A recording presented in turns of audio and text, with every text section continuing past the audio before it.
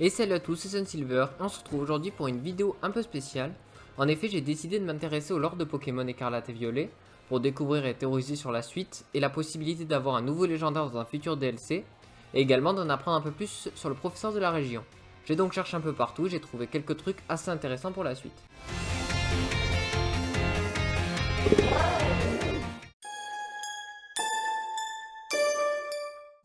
Alors, en cherchant un peu à droite à gauche, j'ai pu tomber sur plusieurs ouvrages expliquant l'origine des noms et les caractéristiques des Pokémon du passé, donnant un peu plus d'informations que dans le Pokédex.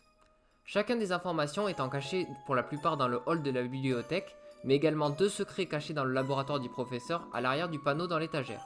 On apprend donc dans le hall l'existence de Fongu Fury, Hurlequeue, Pelage Sablé, Rampel et Fort Ivoire, tandis que dans le laboratoire on y retrouve Flotte-Mèche et Rugilune.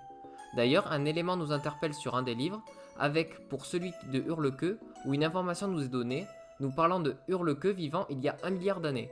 Cela nous permet donc de donner sur la frise une idée de quand sont originaires les Pokémon du passé et également Koraidon.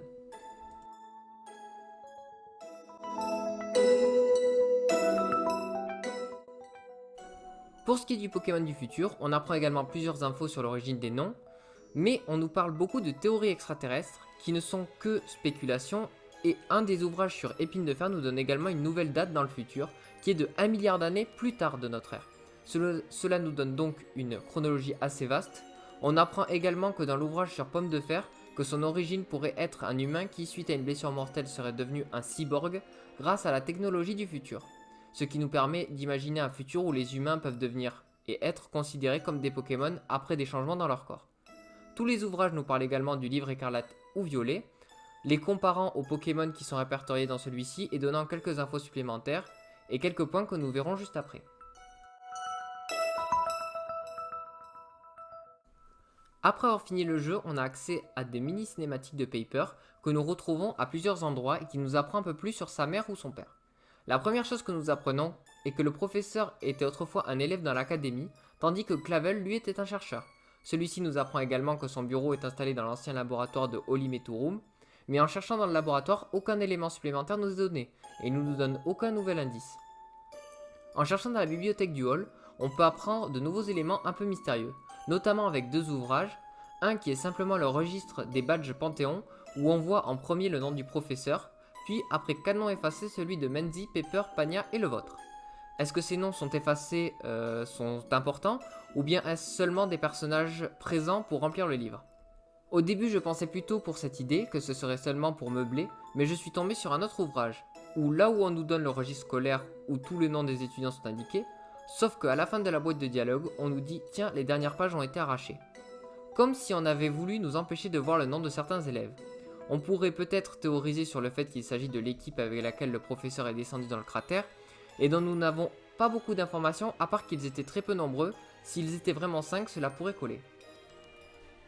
Pour ce qui est du dernier mystère, on nous indique bien que c'est le professeur qui a inventé la machine à voyager dans le temps, et qu'il s'est inspiré du livre Écarlate ou Violet, qui lui-même était écrit par un professeur du nom de Bruyère. Ce professeur nous est décrit comme un chercheur possédant un motoriseur. Dans la copie du livre trouvable dans le hall, on apprend qu'il nous parle plus en détail de son premier voyage dans le cratère, notamment de la découverte d'étranges glyphes et d'une étrange plaque qui sont trouvables sur le chemin, lors de la descente vers le laboratoire. Il nous dit également qu'il avait déjà croisé des Pokémon du futur passé. On peut donc se poser la question de comment il a fait pour voir ces Pokémon alors que la machine à voyager dans le temps n'existait pas encore. Il nous explique que durant l'expédition, il y a eu une sorte de perte de connaissance et à son réveil qu'il se rappelle avoir parlé avec quelqu'un dans un lieu inconnu et a retrouvé des écrits dans son livre avec son écriture, d'étranges dessins de forme hexagonale et de lettres. Dans ce livre, on retrouve également 2 dessins en fonction des jeux, pour le passé une sorte de Suicune préhistorique, et dans celui du futur, une sorte de Viridium robotique. Et enfin, à la toute fin, un étrange texte à trous avec la description d'un nouveau Pokémon qui semble surpuissant et en forme de disque.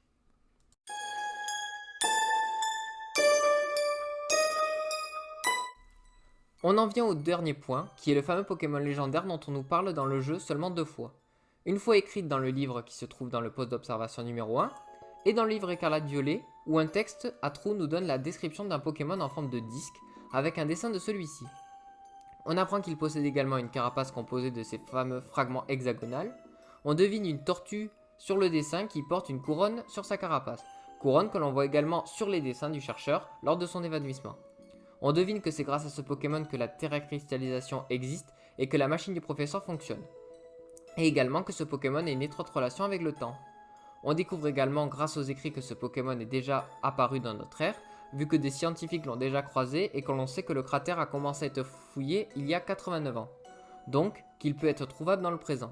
On ne sait malheureusement pas plus que ça sur lui, mis à part qu'on le croisera sûrement lors d'un futur DLC ou jeu.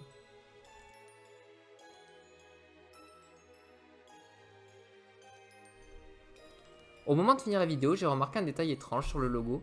De Pokémon Écarlate et Violet, on retrouve aux quatre coins des symboles étranges. En haut à gauche, le symbole que l'on retrouve sur la plaque mystérieuse. En haut à droite, le même dessin que sur le glyphe. En bas à gauche, une plaque hexagonale qui nous rappelle la terracrystallisation. Et enfin, en bas à droite, un étrange et dernier logo. Pour l'instant, je n'ai pas trouvé à quoi cela correspond, mais on en saura sûrement plus dans un certain temps.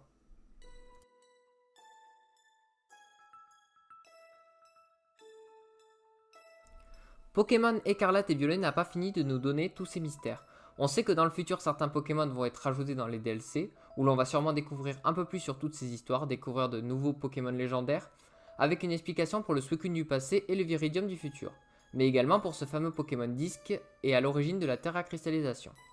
Durant cette vidéo, j'ai cherché vraiment tous les petits détails qui sont tombés sous ma main, allant jusqu'à essayer de traduire certains mots, notamment sur les bonbonnes de la zone 0 ou autres, et sans résultat. Mais je pense que le mieux, c'est d'attendre la suite pour avoir enfin des réponses. Je remercie Cameracams qui m'a aidé dans les recherches.